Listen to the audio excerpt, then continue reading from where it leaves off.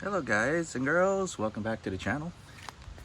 Here I have is two generators, a 5,000 watt, I believe that's a devilbliss generator, and a Harbor Freight special when Harbor Freight was good on their products, in my opinion. So I got these two from different sales. This one was part of the $80 deal that I was talking about earlier, and it came with two generators and that free two-stroke engine, which I'll be posting a video about it soon. He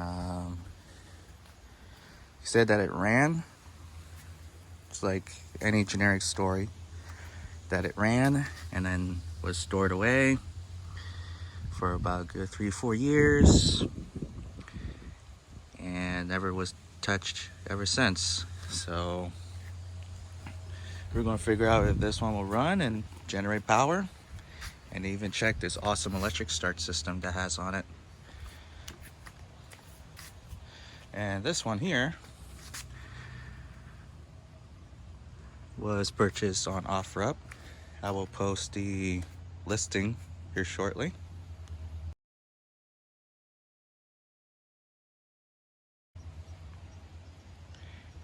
And now I have it. So worked out a deal. This one is pretty interesting.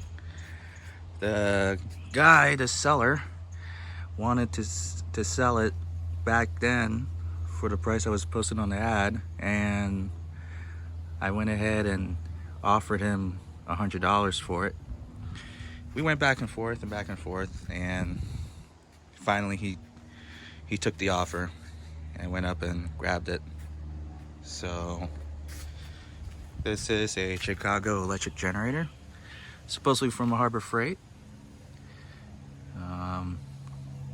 This is when Harbor Freight used to make some pretty good, decent machines.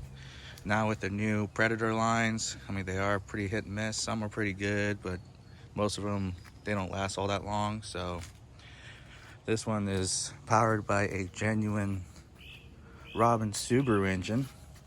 There's also electric start, which is pretty dang neat. It looks really clean too. It's been stored indoors most of its life, so it looks really clean. So I probably don't even see an issue for it to come back to life, but we'll just break them open and see what they need and go from there. And once we are able to verify that they won't produce power and start and run, obviously, we'll take a trip down to the store and get some batteries and see about their electric starting capabilities. So let's work on this one first. So apparently the previous user had a separate gas tank hooked up. Here's the fitting for it with the little pump and a really long hose that leads out to the other side, which goes to a shutoff valve, goes underneath the fuel system here, through a filter, and ultimately to the carburetor. So, and the reason for it, he said that the fuel tank leaks down in the petcock, which should be under here. As a matter of fact, you can't even see it because it's missing. So, he has supplied me a brand new unit. Which is very nice of him. So we can fix that fuel tank and get it to be usable again. But this excessive lines and stuff will have to be deleted and put in my stash, because this is actually a pretty useful item. Never know when I'm going to need some extra hoses and a pump, a fitting. So that's cool. All right.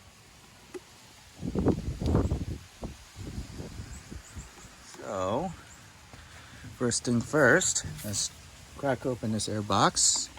See how it looks like inside.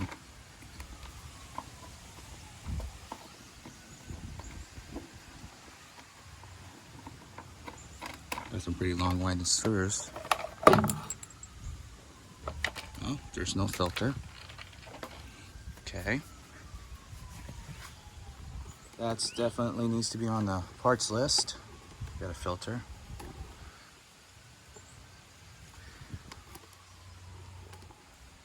Yeah, right.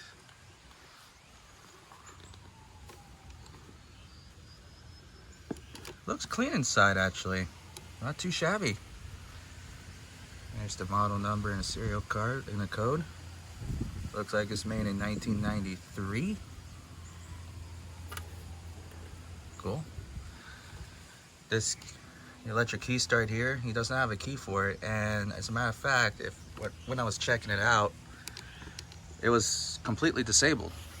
And the reason for it is because this generator has its own switch in the back. See, so I got your off, your run, and your start position. So all the wiring goes through there instead. As you can see, the switch is completely disabled. I may even take that switch out, because again, it might be useful on another application. So there's no point of having a redundant system in there that's never going to be used. So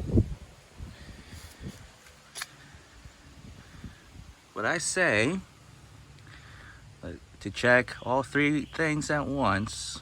Make sure you got spark, got fuel. Well, you ain't gonna have fuel. We're gonna have to supply the fuel real quick using the go-go juice. And just pull it on the starter here and see if it'll even run and die. And as always, before you try to attempt to run or attempt to start an engine of any kind, it is a good idea to check the oil. So let's see what she has in there. Oil's full, all the way to the top, as you can see here. It is quite dirty, so definitely need an oil change right after you get this to run, if it'll even run. So she has oil, that's a good sign. So let's go back to the front, give it a couple of shot of go-go juice, and seal for fire.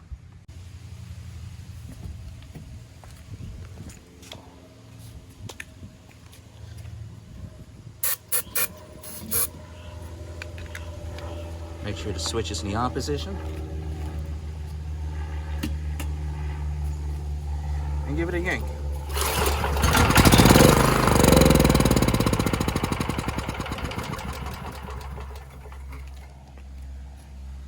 That's an excellent sign. All right, you started right up in first spool. Didn't even expect that. Haven't been ran in over 2-3 years, and still it started up in the first spool. These Vanguards, guys, I can't stress it enough that these engines are fantastic. They don't make them like these anymore. These are the actual engines that was made in Japan. And finding a generator like this, an engine like this, is nowadays are really hard to find, and most of them are now made in China. So great, that's awesome. So let's go ahead and crack open this carb real quick, as it's general procedure. Let's see what we can find in there and clean her up. All right, so in order to take the carb off, we need to take those nuts out, and we gotta take this trim off as well. And there's some bolts on the top of there that has to be removed. So we'll have to take the tank out to gain more access. So carry by 4 bolts, 10mm. Take them out.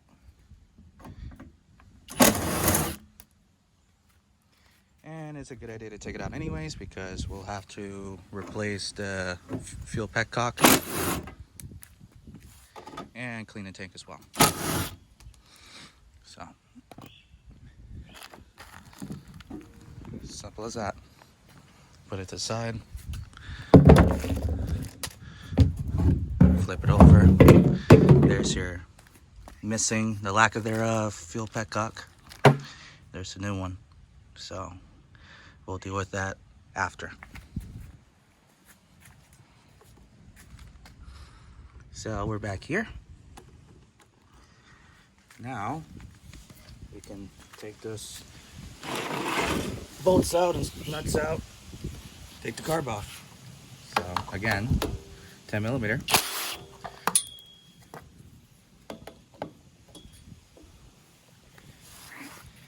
Might need an extension for this one.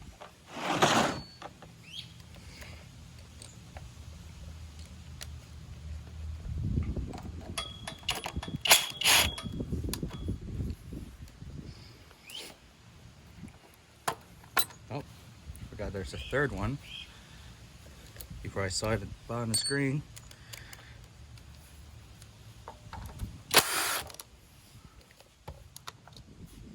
There you go. Comes off. And as you can see, the carb still cannot come off because this plate has to come off. And when I take this plate off, the two bolts on top here has to come off as well with it adjacent with this trim. So a little bit more involving than some, but that's fine.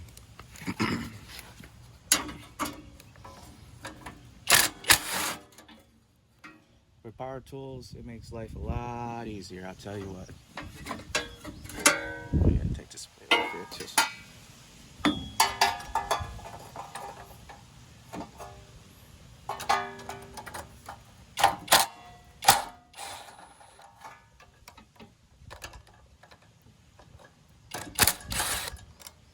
Alright. I'm gonna have to take this off as well. It should just pull right off. Might need a little bit of persuasion. Oh, sorry about that. But got it pulled out.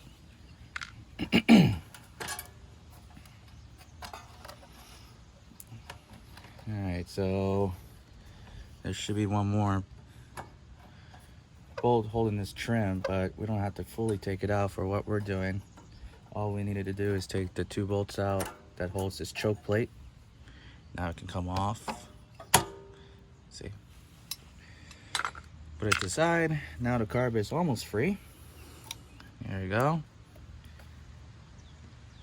So gotta take this fuel line off, and it feels pretty hard, so it might need to be replaced. Maybe not. Well, actually, that's fine. Okay, we can deal with that. Pull the carb out.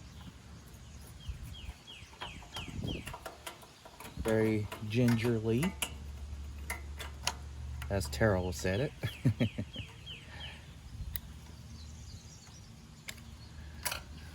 Take it out of the linkage like so, and there's your carb. So as you can see on the outside, it looks really good. A little bit of gumming on the bottom here, but overall, very good.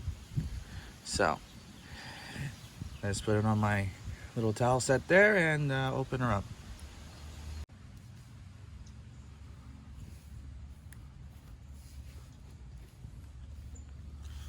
Okay, so a 10 millimeter. Oh, I apologize. It's not a 10 millimeter. I believe it's a 12. It's a weird size. Yep. It's not a 13. It's not a ½ inch. It's not a 10, like your generic bolt nut sizes. This is a 12. I mean, Koenig has to be extra with their sizes. It's barely not even on. Okay, there's your nut. And we'll go ahead and crack open this bowl.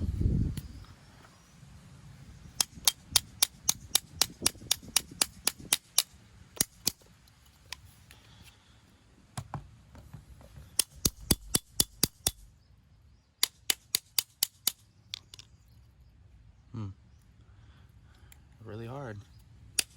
There you go. See, let's try to take the seal with it.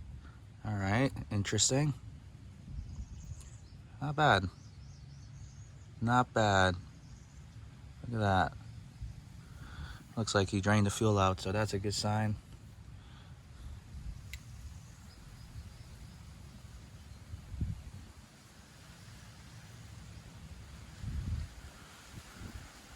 See the passage in here. Looks relatively clean. I don't know if you can really see that. We'll take it out anyways. We'll clean this out. Here's the main jet right here. That also looks pretty clean. Actually, no, I lied. It's not that clean in there. It has some trash in there. Let's take it out.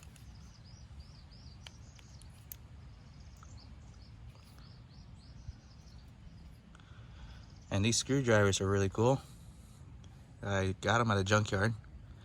Came standard on BMWs. So their fitting of the flat and the Phillips is actually perfect size to go inside of these carbs. And they fit beautifully. So, and you can't beat it that it was free. So, cool stuff. And as you can see, it bit well. And I'm able to take it off without much trouble. Of course, you gotta be able to have a carb that actually cooperates with you. Sometimes they just strip out anyways and then cause some issues. So, all right, so I'm glad I took it out. As you can see, it's pretty dusty. Got some varnish and crud and things like that. The holes are clean, but still pretty cruddy, and it won't take much to try to wash it out and then block up the bowls. So we'll clean that out. And I apologize if you hear some wind noise. It is relatively windy at this hour. So you got the jets out. There it is, see? Pretty gummed up inside here.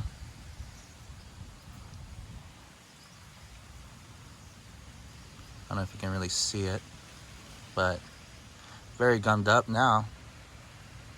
Must be from all the trash that was left behind. So if I were to put some fuel in it, it's not gonna run. So definitely need to clean that out.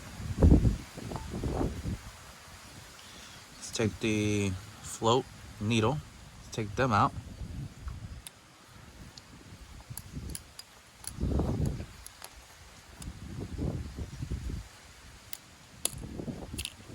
I like the fact that some people actually care about their machines as much as they can and try to drain the fuel out. And this is the result of it. So everything comes out relatively easy. Unlike some of the carbs that I've taken out here that was shown on camera. Like, for example, on the previous one with the lawnmower, the jet was actually seized up in there full of gunk. And I actually had to use a pair of pliers to pull it out, and even broke the tip off, so I had to source a new needle. So this is a nice change, seeing that a carb that's already relatively clean. It just needs some minor cleaning. Okay, so we'll take this idle jet screw out next.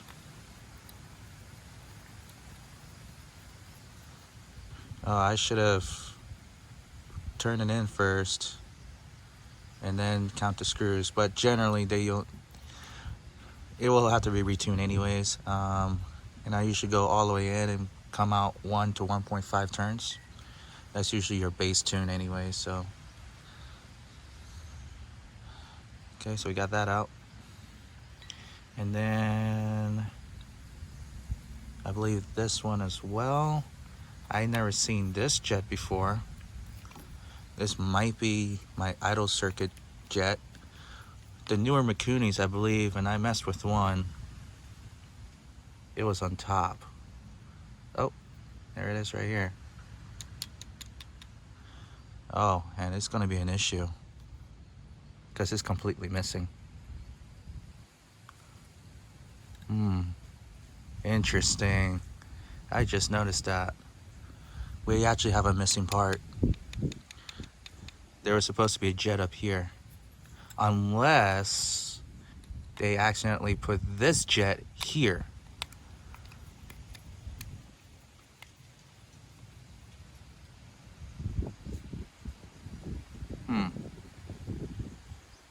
Interesting.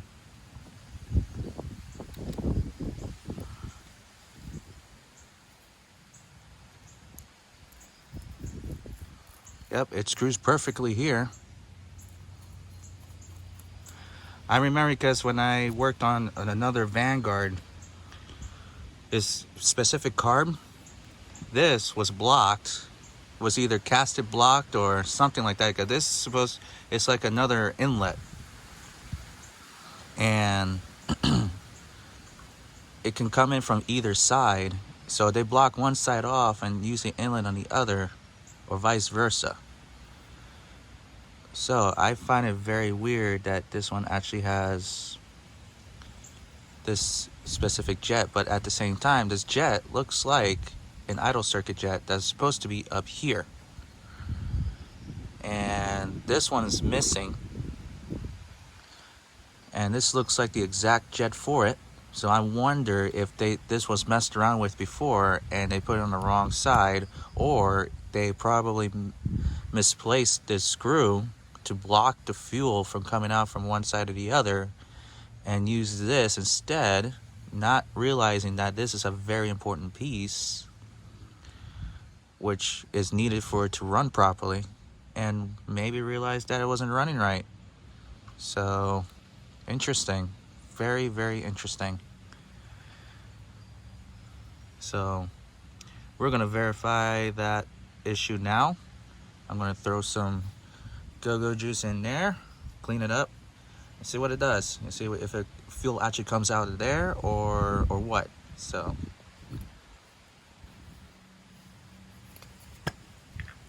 let's crack open the fresh can of go-go juice I just got.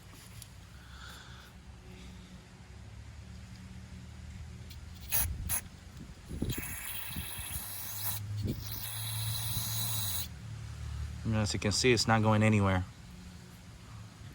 It's not going anywhere at all.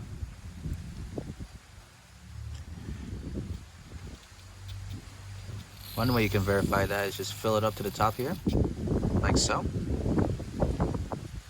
And I can see, as you can see, it's holding fluid.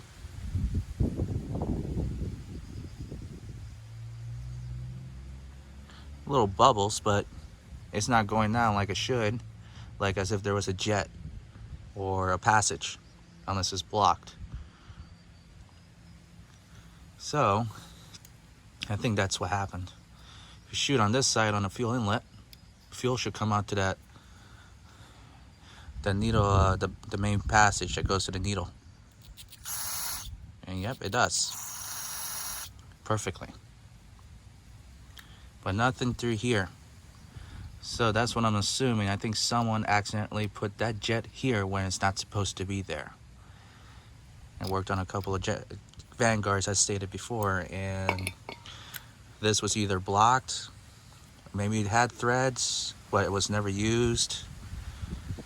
And yeah, so this idle circuit jet right here was supposed to be up here, as I figured it will be. And the consequence of that being open now is there's a bunch of trash in there. You can't really see it because it's pretty dark, but you want to take my word for it. But it's a lot of trash in there.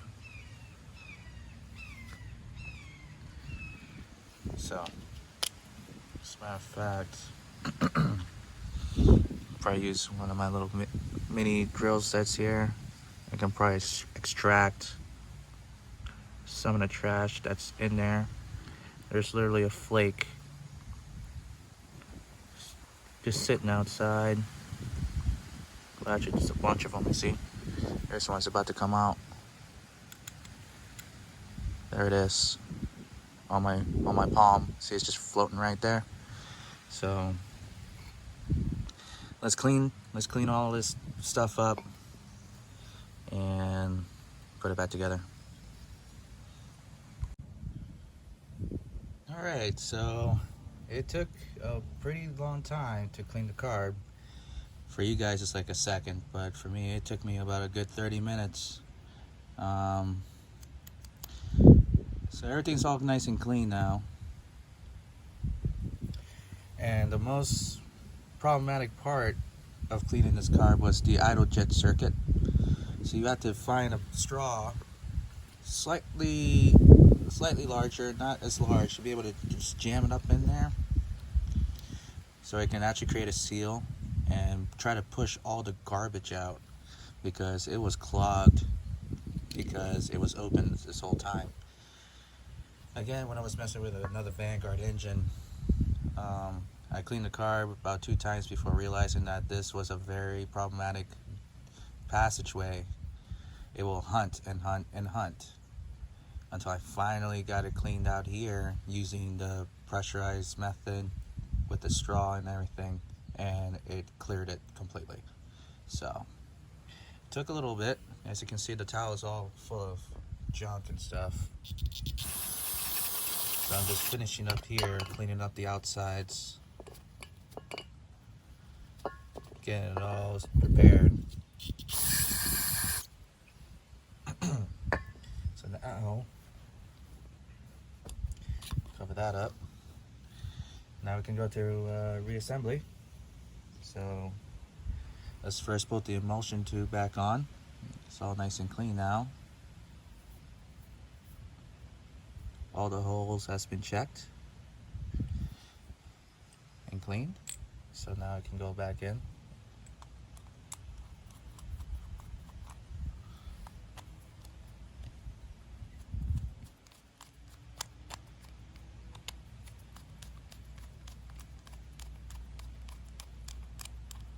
You gotta be careful not to damage the threads, because this is the same thread they use for the bolt nut. There you go.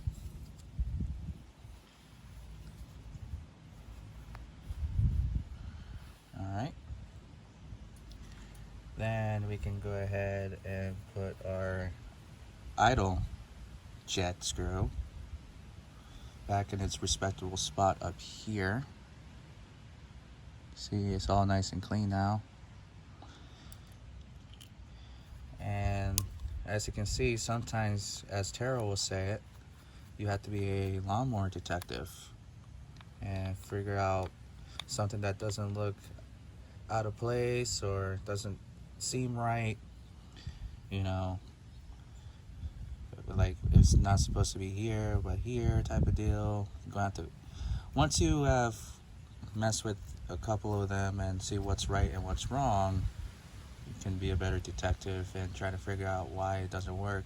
Now, if I haven't spot that, I'm sure that when I put this back together, the engine will probably not run right. It won't even idle, and will cause problems. So I am 98% sure that's how it's supposed to be, but I can be wrong, and we'll find out once everything's back together and see how it runs. But I am 98% sure that's how it's supposed to be. So let's go ahead and put this float needle back in its place. I probably have it in the wrong spot because it's sticking out relatively proud here, so we'll have to put it on the other side. Some of these pins are one way, some can go the either way. Oh, see, it's the same thing. See, so it has a little flat there. This is being used as to basically lock the pin in so it won't dance back out. So a little bit of tapping until it's basically flush on this side is usually how it was before. Make sure it doesn't protrude with the bulb. And lastly, the main jet. So it's nice and clean now. As you can see, you can perfectly see through it. So put the jet back on.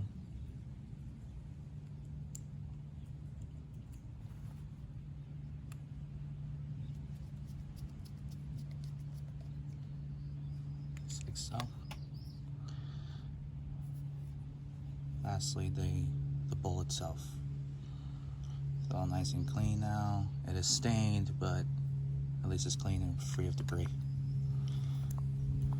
Try to remember how this goes on. Generally, you want this screw facing outwards where the user have easy access. So since the carb is going to be like that, you want it to basically stick out on the side, on this side, maybe clock it forward some, since it's going to be at a slight angle.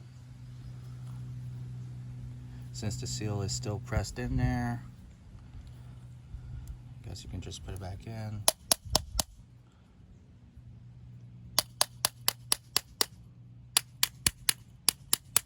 Just like that. Seals still pretty good. It seals really nicely.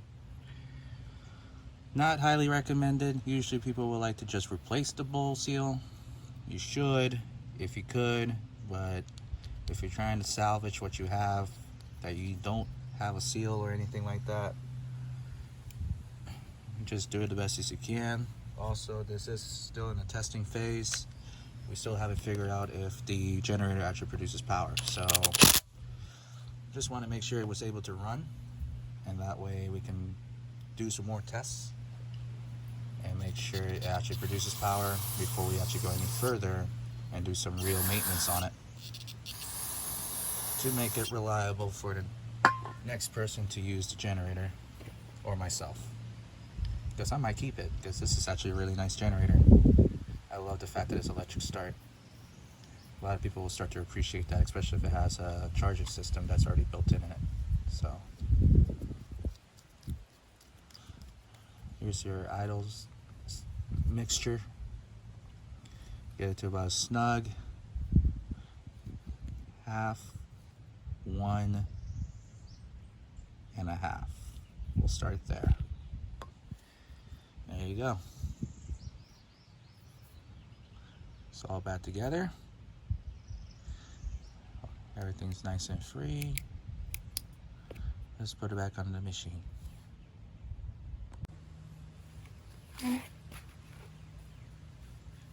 Alright, so we're going to go ahead and put the linkage back on first.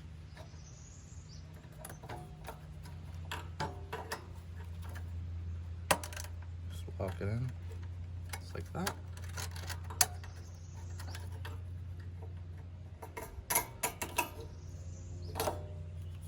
And just like that. Gasket is actually in good shape, so we'll leave that alone. Don't mess with it. And we'll put the choke plate back on. There is a little pin here. You got to make sure that goes and slides into the slot on at the actual choke right there. If you don't do that, the choke will not operate properly, or will not operate at all. So make sure you got it lined up properly prior to put it on the actual faceplate there. So there you go. Get it all nice and lined up here. A little bit of fiddling. You can do a little test here, make sure. As you can see, it operates. So we'll probably, there you go. Once you get all the screws in, I'm sure it'll operate better than that.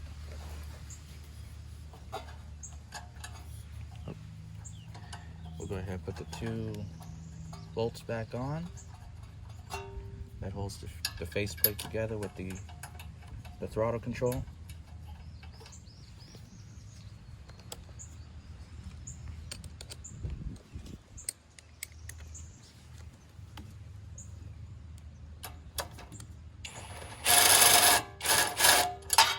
It will probably be better if I were to swap this sockets back around. It should work better. There we go. There you go.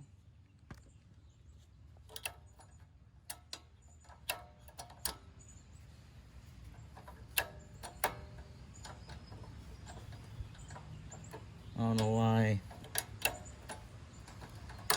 it won't go back to full off choke, and I think I see it. The choke was a little bent.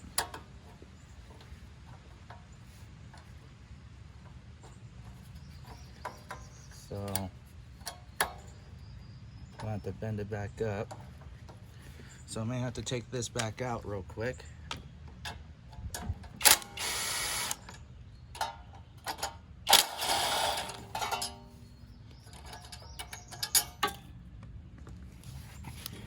So you gotta make sure everything's good. Almost damn near perfect. See this? It's a little bent. So just bend it over some. Make sure it still operates. Put it back.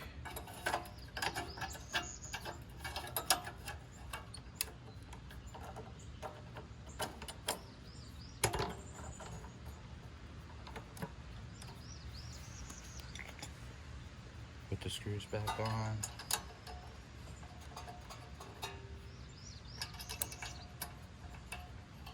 Sometimes it'll go in perfectly the first time, sometimes you have to fiddle with it.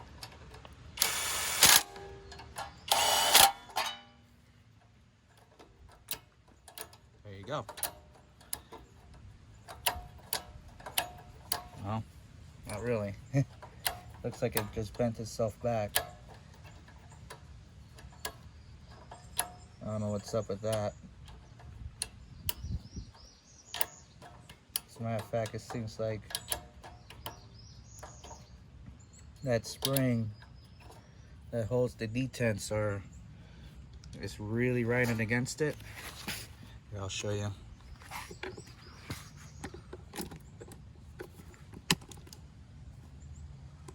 So you see that spring right there? Right there?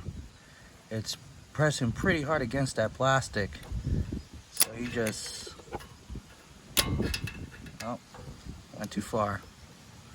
There you go. So that little detent there, maybe was messed around with as well, causing it to flex on the choke cable, on the choke linkage. See now, you see, it's much better. And as long as it can stay, see if I'm vibrating, and I'm doing a lot of it too, but it stays until you actually force it to close. So see, sometimes you have to do some minor adjustments to make sure it works properly. So there you go. So now that's on.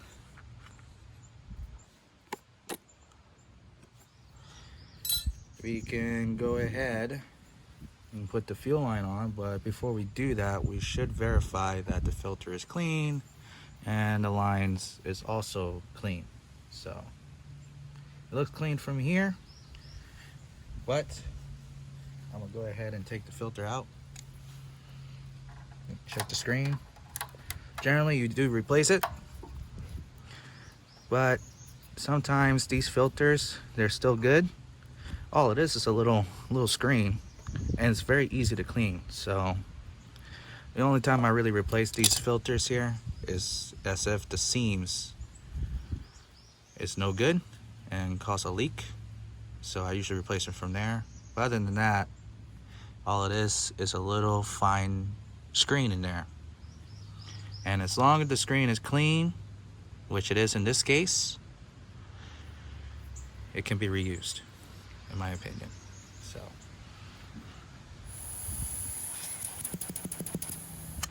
perfectly clean.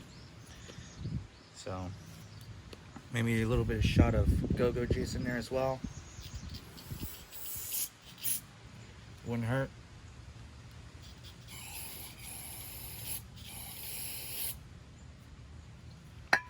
And to make sure that it's all nice and clean. So just for safe measures, we'll go ahead and take the other side off as well. Just like that. And as you can see, it's clean here. Yep, I can see it. Looks like it has a little restrictor that's inside from here to here. Could be an adapter. But it's clean. Perfectly clean. And again, the screen inside is also very clean. So we can put that back together, hook up the test tank on, and run her. So let's do it. Now we're checking this side here for the fuel line. There's the shutoff valve right there. This fuel line is actually bad. So on this side here, it actually has a crack, which ultimately turns into a major problem. So from this on out, will definitely need to be replaced. So we'll just go ahead and take this out and hook up a test line from here. Alright guys, the moment we have been waiting for. So we got the gas tank hooked up, temporary tank, 2 lines, everything's all been flushed and clean. Got fuel, it's in on position. Got a multimeter on my side right here. It will tell me if it's going to generate power. We'll also set it to hertz to make sure it's running at the proper hertz. And I do have an air compressor in the back right corner there, because I don't know if you noticed in the beginning of the video, my hand cart does not have air in one of the tires, making it extremely hard for it to move around. So we can use it as a little load and pump up the tires at the same time. So without further ado, choke is on, engine's on. Give her.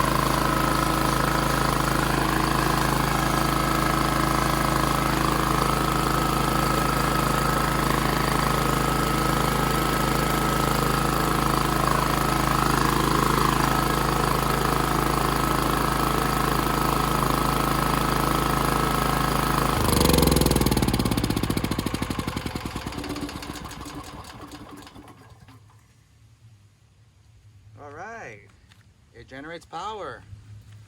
53 hertz though, it's a little on the low side. And it does sound very low because the engine sounds pretty mellow, so definitely got to adjust that. And also I noticed the choke likes to dance around a bit and almost try to get it to half choke. So gotta do a more adjustment here and raise the engine RPM up a bit. Get it to about 61.5 hertz or so, and we'll do another test. Okay, so got the choke a little bit more on the tighter side, and I unscrewed the adjustment for the engine idle, or govern idle if you will. So let's start it back up, get the hertz in the proper setting, and then let's put a load on it.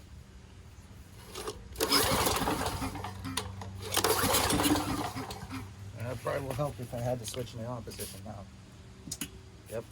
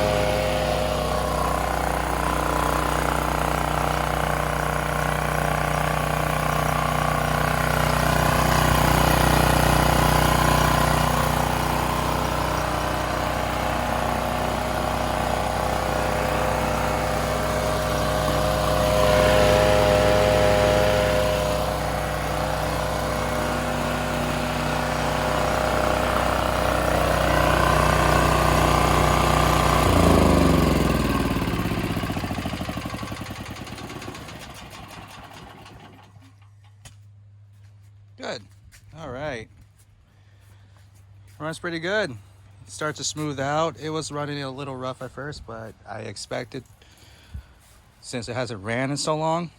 So heard a little bit of popping at the intake, but that seemed to clear it up once I tuned the idle mixture. Also, I adjusted the engine RPM, so now I got around 61.5 hertz. It was producing around 140 volts, so that's a little on the high side. But again, probably once the load has been applied and everything that should, stable out, it should run as it should. So put a little load on it.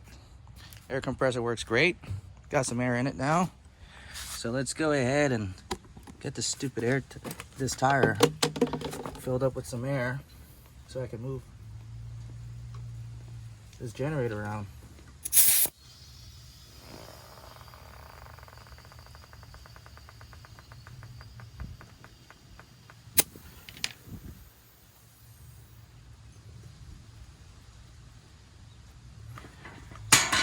All right. Seems like the generator has already done its favors for me. That's cool. So now we know it runs and makes power. Let's get this generator up to speed. Change the oil. Get a battery, and we'll test to make sure it charges, and actually if the electric starter works, that will be a very important part and its selling point there. And let's get a filter for it. So let's do that. Also, the fuel tank. I looked into it. There's not much I can videotape on because the tank is extremely clean inside. Like really clean. I don't have to do anything to this tank, so that's awesome. All I gotta do is throw this fitting on, which you probably see in a bunch of videos how to put this on. It's really simple. Take the grommet, put some oil around it, push it on there, take this fitting, push it on there, and that's it. Voila. So I don't have to show you that because you see a lot of those.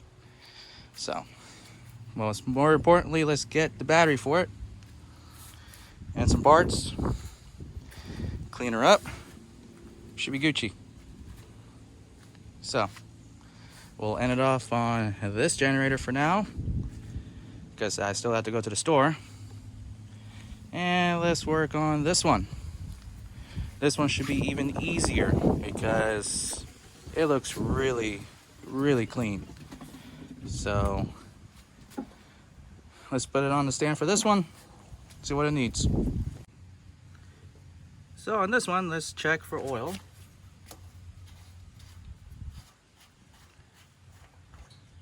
Oh wow, there it is. But we got a little issue. See how it looks like as if it has fuel in it, because it is extremely thin, as you can see. Yep. So that's what happened on this one. Seems like when they put it in storage, probably left the fuel on over time and filled the crankcase up with fuel mixed with oil. So definitely we'll have to drain this one out first before doing anything, because it can cause potential damage. Look at that. Literally, it looks like fuel when I move it around. As people can see how oil is supposed to move versus the fuel. See that? It shouldn't move like that so easily. With oil, it has a little bit of a thicker consistency, and it shouldn't move around like that. So, and I can smell it on my fingers that it is mixed with fuel. So let's drain this one out and get some fresh oil in it. And since I will have the pan out and this engine is warmed up, let's drain this one out as well. because I do have enough oil for both. Let's do it.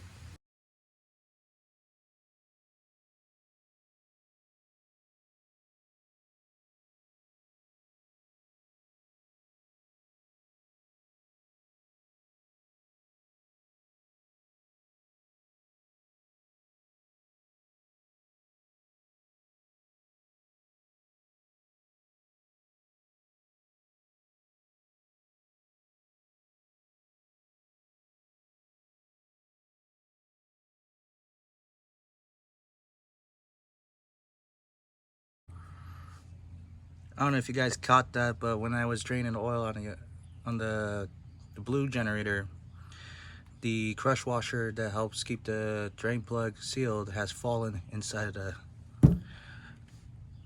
oil storage container. So now I have to extract that. So once I drain the oil and put it into a container, hopefully I can get that washer back. And it's also not magnetic because it's aluminum. So there goes that. So let's try to get that out too. Voila, got it back. All right, so now we got both engines drained of oil. I can go ahead and start filling them back up.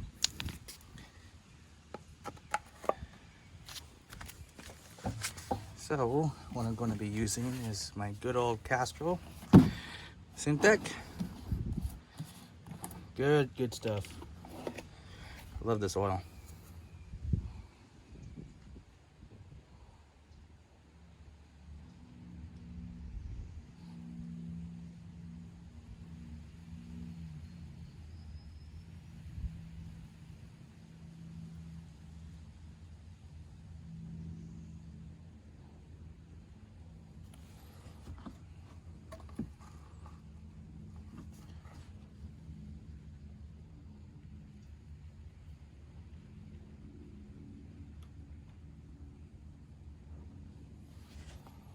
That should be good right there.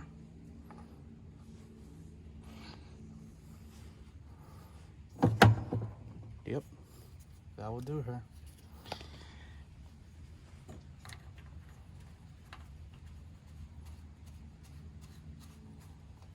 Let's do the same on the other one.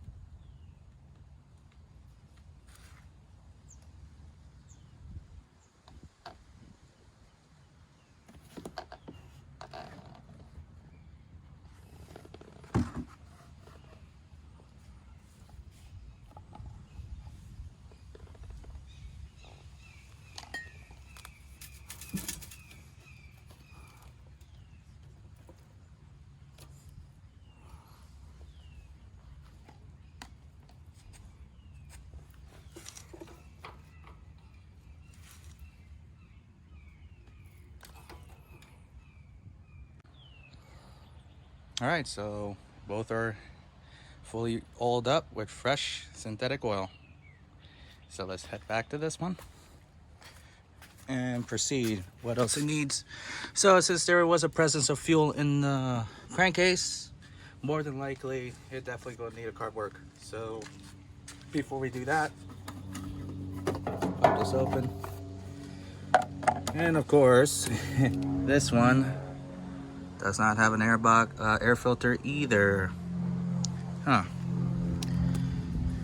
That sucks.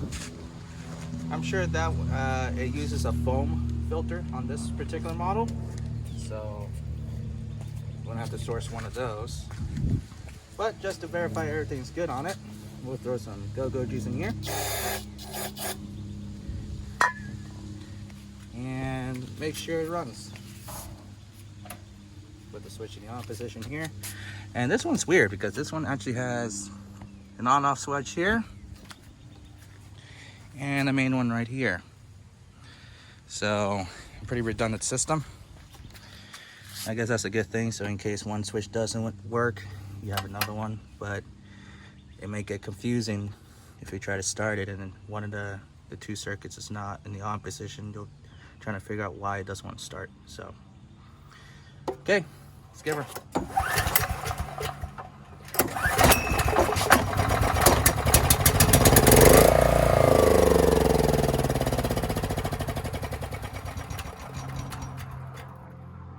All right, there you go. It runs. That means we got spark, we got compression, and all we need to do is, again, fuel work. So let's crack this open. And as usual, we should take the fuel tank off of this one so we can have more access on the top here. And let's appreciate for a second. At least this person really take care of his machines. Look at how clean that fuel tank is. And it's a metal fuel tank. Wow. He always drains it and use ethanol-free fuel. And sometimes use sea foam as a treatment. So I like people who actually take care of their stuff. Really makes it easy for us mechanics and whatnot. So we don't have to struggle as hard.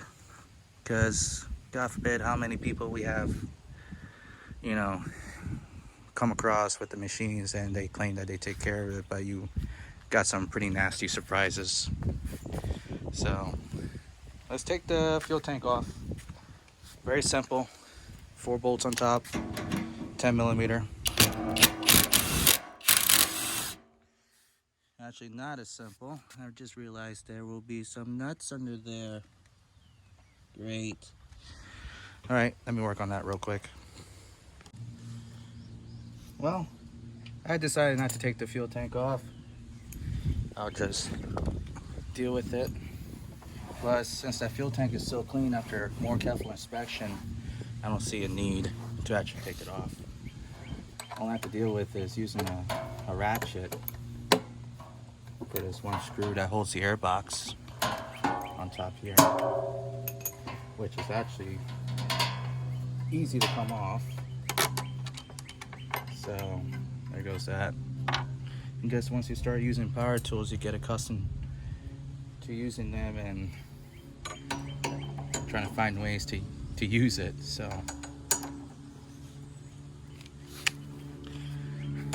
using fan tools is becoming less ideal.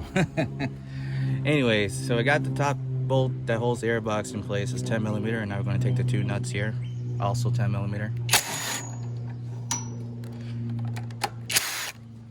I won't be surprised if it's really clean inside. It's just that probably had a little bit of trash that's between the needle and the seat that caused a little bit of a leakage over time, which ultimately filled the crankcase up with fuel. Which, if that's the case, then that'll be great. So there's the airbox, and the carburetor is right there. And if you haven't noticed, this has 2 shut-off valves as well. There's one that's built into the carb, and there's one in the tank. So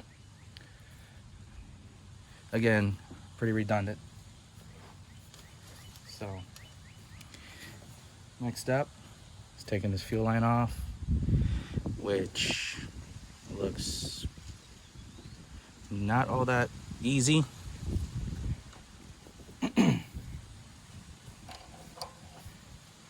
So I take this clamp off here,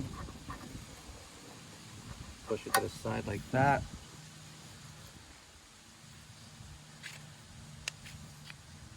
And this fuel line, just use a screwdriver real quick, pry it up a little bit. Don't get too crazy with it.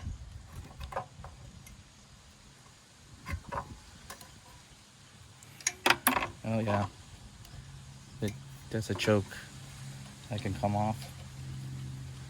This design is very similar to the Hondas, where it has its own integral fuel shutoff valve.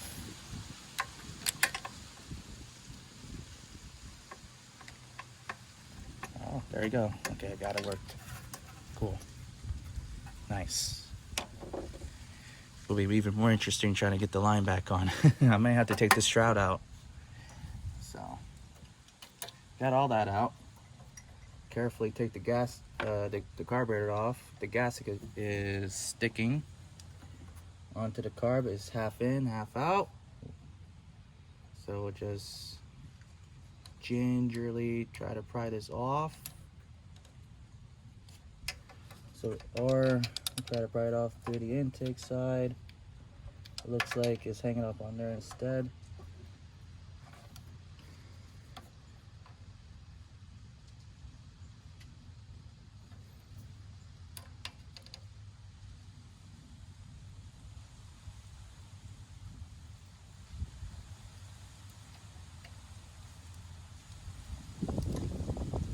Very, very carefully.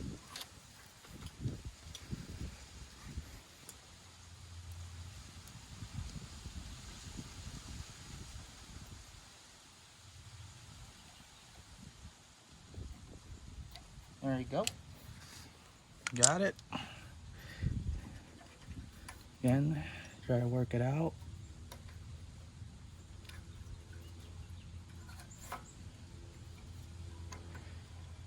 And I guess you take the linkage off first.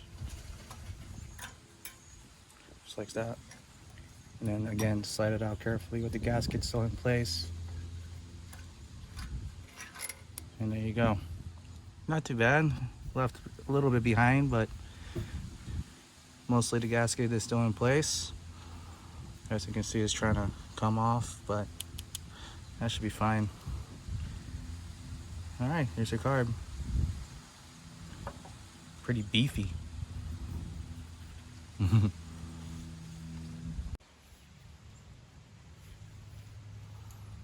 Okay. All the linkages move very freely, as expected. So we'll take this apart as well, see what we can find. Now this carb, very interesting carb. I messed with a couple of Subaru engines similar to this one, but they were newer. This is an older Subaru engine, and the reason behind it is the fact that this carb is not your generic Mikuni. The newer ones carry a Mikuni, but this one is a TK. See the TK right there. So this is an older carb. So finding parts for this carb is not that easy. They have replaced this one with a Mikuni. 12mm Texas bull nut off.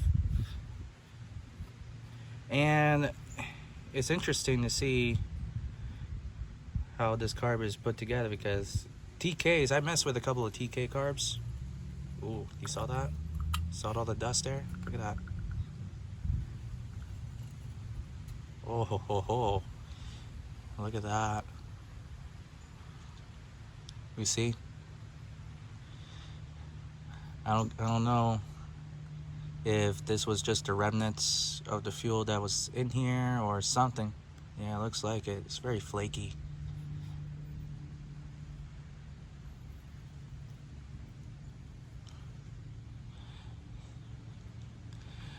I wonder if the gas has some spices. Throw some spices on that, on the gas. Maybe it'll help enhance the octane rating and make it run better. Anyways, so it's pretty dusty.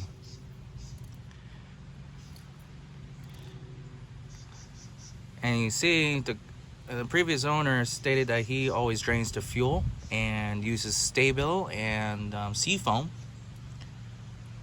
So if all of that has been used and stuff prior to storage, why did it look this gross? I mean, you saw the other carb that I pulled off for the Vanguard there, and that was ran out of fuel as well, and it's been sitting for 3 to 5 years or whatever I said, and it looked a lot cleaner than this. So kind of shocked that it looks like this. Nevertheless, still relatively clean-ish. You know, I've seen much worse, but still, it's just, yeah, see, it just wipes right off. It's literally just powder. So, but again, I don't know why it has this much buildup. So let's go ahead and take the main jet off, which is now full of powder as well. Got all that cleaned out. Let's take this shutoff valve assembly, or at least take the filter off. I don't know if I will feel comfortable taking this valve off and potentially breaking the O-rings that's inside of it, which we don't have parts for. See, it's clean here. Yeah, it's clean. And inside looks pretty clean also. The gasket looks to be in great shape. So I probably won't mess with that. See, there's a passage you can shoot in there, and this passage here goes out there to this nipple. So yeah, I won't mess with that. I'll leave that alone. Then you got your idle circuit, or your low speed jet here. All you gotta do is just turn it. You hold it, you press it down and turn it until the flat meets with the body of the carb, like that, and then you just pry it up.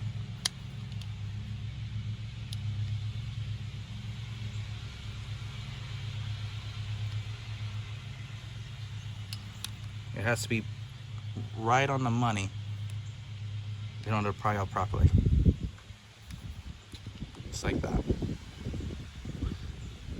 And it comes off. There's the two O-rings here. Good shape. And there's your jet there. And then you clean a passage in here. Now this is limited on the fuel mixture. I'll probably leave that alone and probably just clean it through. And the emulsion tube, I believe you can just stick a screwdriver in here, get a good bite on it, press it down, and it should come off. Or it may be really stuck. As you can see, there's no way to use a screwdriver. It's basically a flat brass piece. It should just come right off. But it's not, so I guess we'll leave that alone also. So if it doesn't want to cooperate, I'll just leave it alone. And we'll just clean what we can and put it back together. Okay, got the carb all cleaned up. See all the remnants I left behind. It's a pretty involving job, especially coming from a machine that was supposedly drained out of fuel. So now, to be fair, he did state that the fuel system needs to be clean, but my expectations were something in the lines of like probably cracking open the carb and probably be like a little bit dirt, I don't know, maybe on the sediment on the bowl, in the very, very bottom, you know, things like that. But this is much more than I expected, especially coming from a machine that was supposedly, you know, flushed out of fuel, ran out of fuel, and stored dry. So anyways, got it all cleaned up. All the passages are clean, checked, ready to go. So we'll get this auto circuit jet back on. You just push it in, turn it 180 degrees until the flat is on the outside. So now it is set and ready to go. Get this main jet here. It's all nice and clean, as you can see. That goes in next. I cleaned as much as I can in the emulsion tube and whatnot inside here. I'm sure that is pretty clean. Maybe a little bit on the city side, but it'll probably clean itself out. But I really ran some fluid in there, so hopefully that'll be sufficient. The needle and seat has been cleaned off as well, which is probably was the main issue all along in terms of having fuel in the crankcase. So regardless of that, you know, it shouldn't be any fuel in the crankcase if it was ran dry. The little spring works inside for the needle and seat. So as you can see, it springs beautifully. Next is the bowl. The bowl has been cleaned as best as my abilities. Again, try to mimic how the carb is going to go in, so this drain screw can be clocked properly. I'm assuming it's this way, maybe towards the front a little bit. The bowl nut has been cleaned.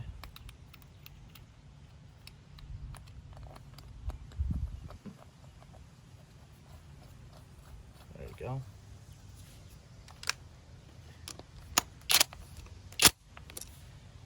Alright, tighten. And the sediment bowl, the plastic one, it's not a filter. Usually it is a filter, but I usually have a screen on the inside. Maybe there was one before, probably was missing. I don't know what happened to that, but it's clean now, and it's cool because it's visible, so you can actually see the fuel fill up in this bowl. So since it's plastic, don't need a crank on it. Just a little turn like so. And that's it. Not too shabby. Again, all the linkages work.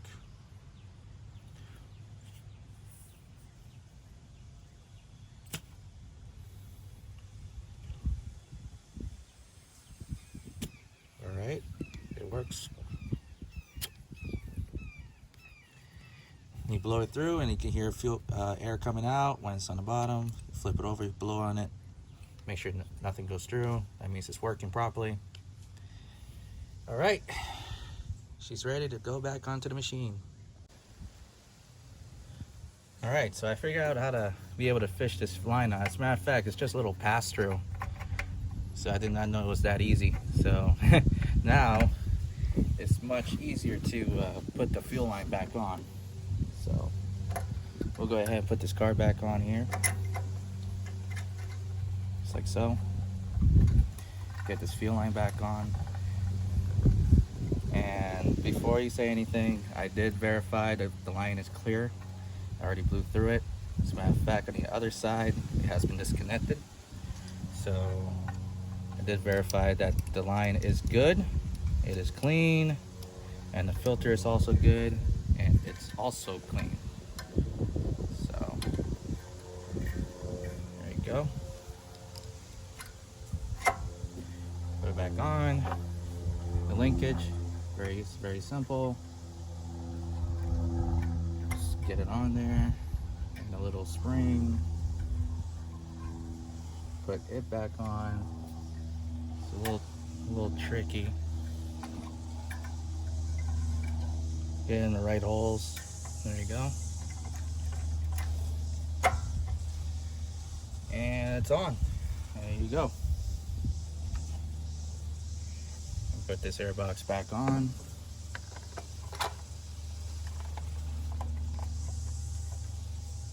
Very simple. Oh. Just heard one. Some of you screaming at me, hey, put the choke thing back on. This piece. Yeah, you had it on the ground there. Put it on. All right. Got it on. Put the breather hose back on. Put the two nuts back on.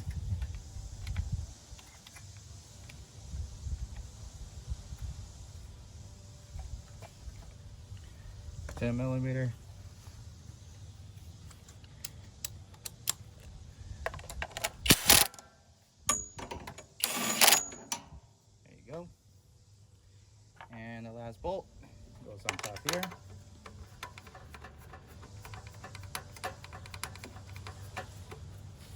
like that. And give it, and tighten it down. That's it. All right. Let's throw some fuel on her. Okay, so I threw some fuel inside the line. I don't know if it will be enough, but I just want to see if it'll fire up and run for a couple seconds on its own before I go further and try to source an adapter, because I don't want to fill this fuel tank up because it is really clean inside, and I'd rather keep it that way until the time is needed. And I still gonna have to take the gas tank out anyways to double verify that it is fully clean and go from there. But let's see how she does. Choke on, switch is still on.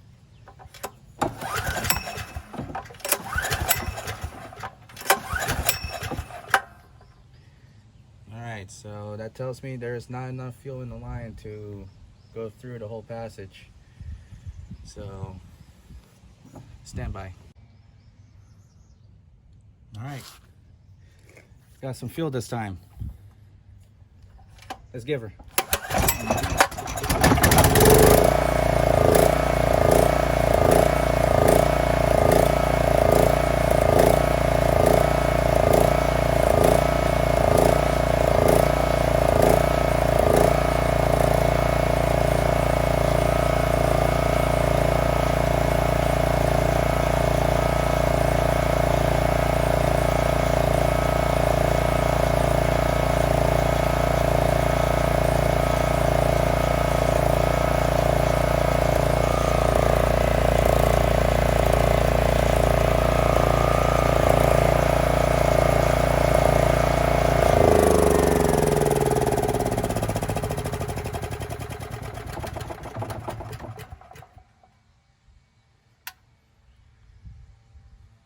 Okay, she runs. That's good.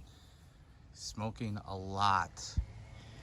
I'm sure it's because, as stated before, there was a lot of fuel in the cylinder and it washed it out.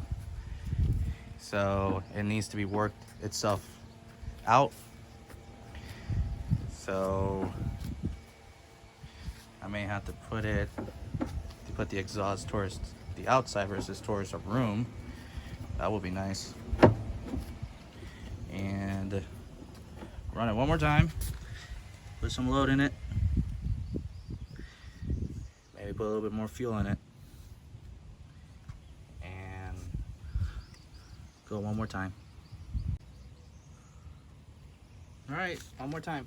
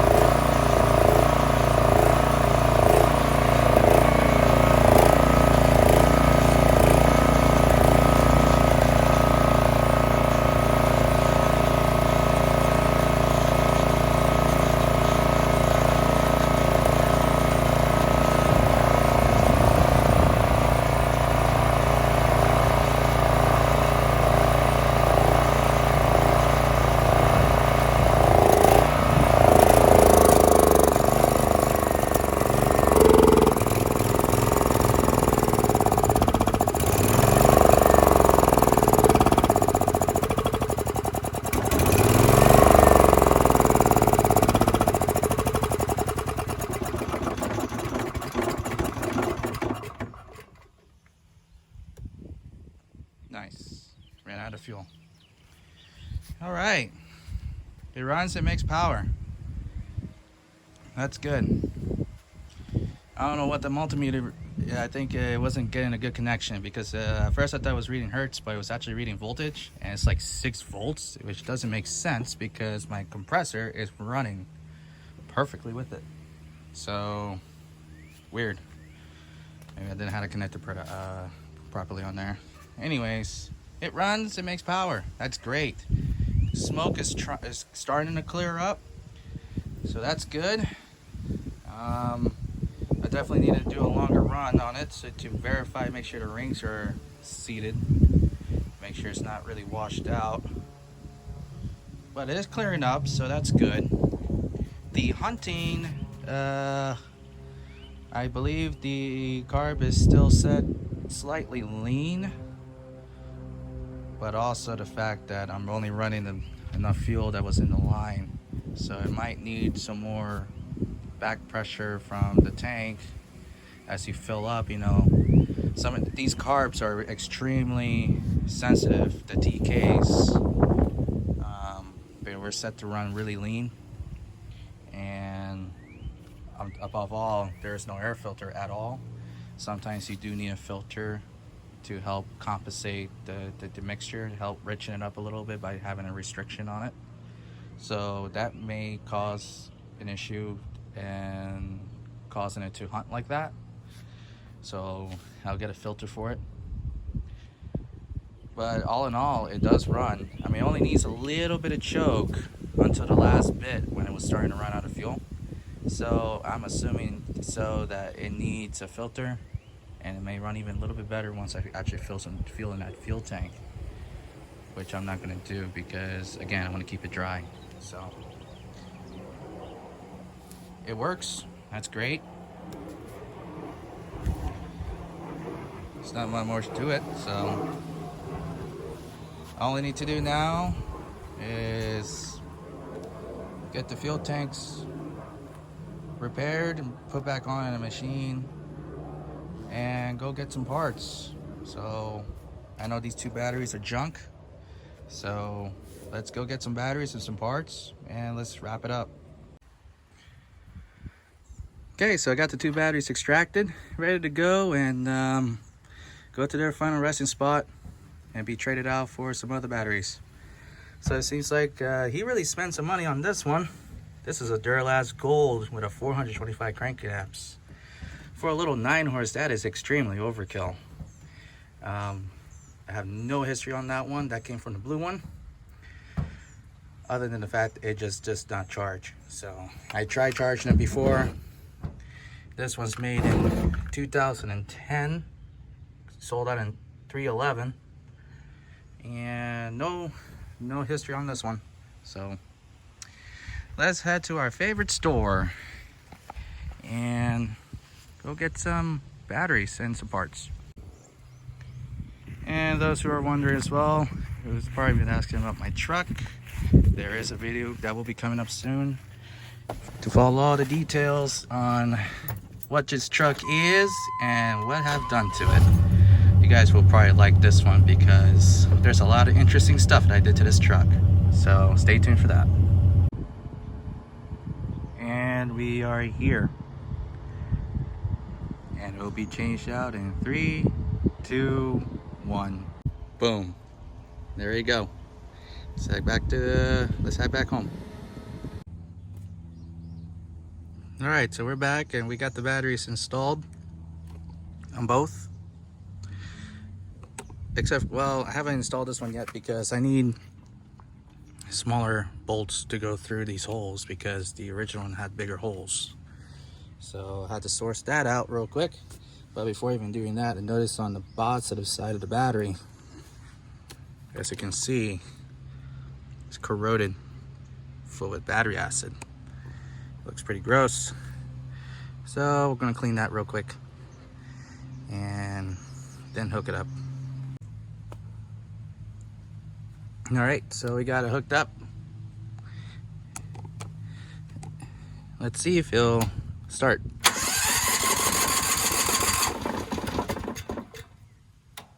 There There you go. All right. You got a good electric start system on this one. Now, remember this one is hunting a little bit. So let's fill it up with fuel one more time. I didn't source a filter from the store, but I did remember that on my Honda generator video, when I replaced the airbox, it came with an extra filter, a foam filter at that. And look, I have it right here still. So I'll just put it in here, I'll trim it up, put it in there, and we'll give it another go and see if it will improve. Okay, got it filled with fuel now. Let's see if it works.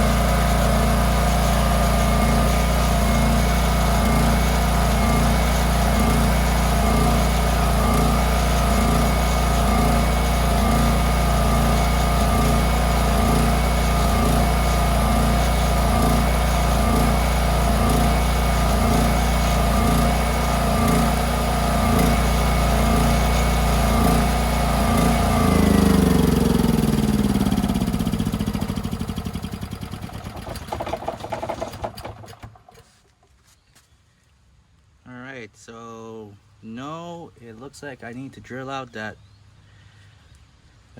mixture, pilot jet, so we can get more fuel out of it. And I just noticed something else, that the switch up there, when you shut it off, it doesn't shut the machine off. So it won't shut off with the key, it will shut off out here. Interesting. I wonder if the actual switch is not hooked up to shut off out here.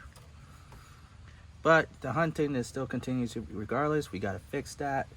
So I'm gonna go ahead and take the idle thing out, the actual jet, and ream it out a little bit, put it back together, give it one more go on this one. Okay, so I got it back apart, and here's the jet. And what I'm gonna do is bring out my little drill bit set here. They're tiny, and I mean tiny. So I'll just match up with what it needs to be reamed out, ream it out a little bit, put it back together, see if it'll improve. All right, so I got it reamed out. Also, I got the battery hooked up to my multimeter, see if it'll even charge. So, with a little bit of fuel left in the bowl and in the lines, hopefully we can complete the test and make sure it runs right.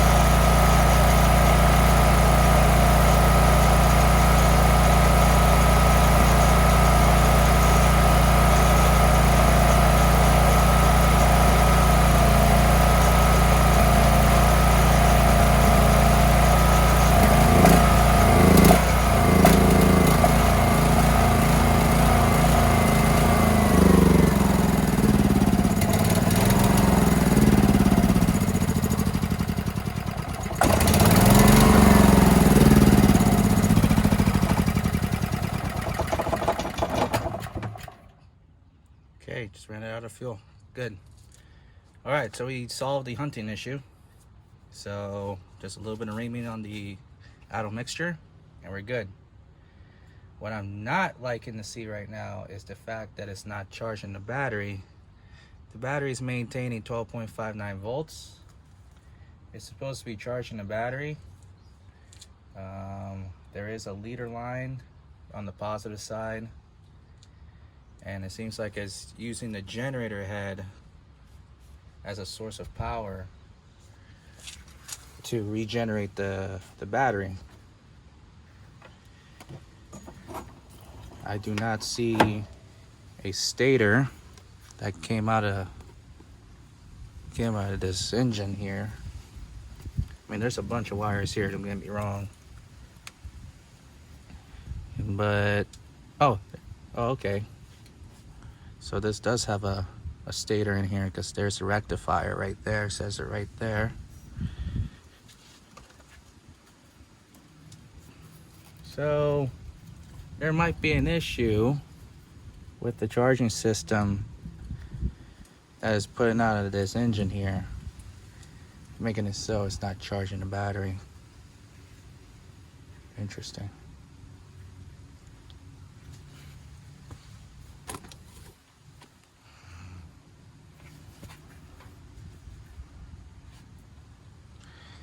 All right, well, I will conclude the video here on this particular generator because now we know it makes power. The electric start works beautifully. The engine runs smooth. It runs great. So all I gotta do is just figure out why it's not charging and go from there. But we'll do that on a separate video because this one is getting long. And we still have to fix that one over there. We got to figure out if that one can start electrically. As a matter of fact, I got it hooked up right now.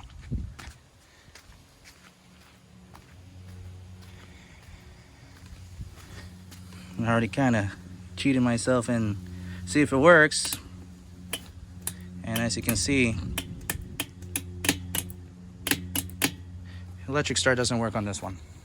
So we'll do a separate videos on trying to figure out the charging system on that one and seeing about getting electric start working on this one.